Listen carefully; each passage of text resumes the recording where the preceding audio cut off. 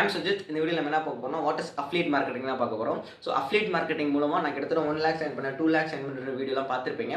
எல்லாமே நம்மளாலையும் பண்ண முடியும். But before that what is affiliate marketing பார்க்கலாம். ஸோ அஃபிலியேட் மார்க்கெட்டிங் அப்படின்றது ஒரு பிஸ்னஸ் ப்ரொவைட் பண்ணக்கூடிய ப்ராடக்ட்டோ அல்லது சர்வீஸோ நம்ம வந்து பார்த்தீங்கன்னாக்கா ப்ரொமோட் பண்ணி கொடுப்போம். ஸோ அது மூலமாக ஏதாவது ஒரு சேல்ஸ் ஆச்சு அப்படின்னாக்க அதுலேருந்து கிடைக்கக்கூடிய கமிஷனில் நம்மளுக்கு வந்து பார்த்தீங்கன்னாக்கா ஒரு கமிஷன் கிடைக்கும். So that is called affiliate marketing சொல்லுவாங்க.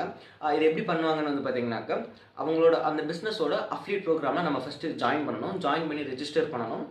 பண்ணிவிட்டு ஒன்ஸ் அந்த கம்பெனி நம்மளோட ரெஜிஸ்ட்ரேஷன் அக்செப்ட் பண்ணிட்டாங்க அப்படின்னாக்கா வந்து பார்த்தீங்கன்னாக்கா ஒரு ஸ்பெசிஃபிக் யூஆர்எல் கொடுப்பாங்க. அந்த ப்ராடக்ட்டுக்கோ அல்லது லிங்க்குக்கோ ஒரு ஸ்பெசிஃபிக் யூஆர்எல் கொடுப்பாங்க.